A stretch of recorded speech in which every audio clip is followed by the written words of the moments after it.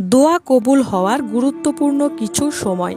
এই সময় যদি আপনি দোয়া করেন তাহলে ইনশাআল্লাহ আল্লাহ তাআলা আপনার দোয়া কবুল করবেন।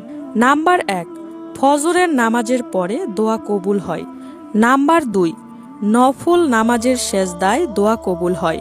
নাম্বার 3, তাহাজ্জুদ নামাজের পরে দোয়া কবুল হয়। নাম্বার 4, আজানের সময় দোয়া কবুল হয়। নাম্বার 5, বৃষ্টির সময় দোয়া কবুল হয়। নাম্বার 6, মনুষ্য রোগীর দোয়া কবুল হয়। নাম্বার 7, শুক্রবার আসরের নামাজের পর থেকে মাগরিব পর্যন্ত দোয়া কবুল হয়। নাম্বার 8, এছাড়াও মায়ের দোয়া কবুল হয়। নাম্বার 9, দান সদকা করার পরে দোয়া কবুল হয়। নাম্বার 10, কোরআন খতম দেওয়ার পরে দোয়া কবুল হয়। দয়া করে ভিডিওটি শেয়ার করে আরও কয়েকজনকে জানার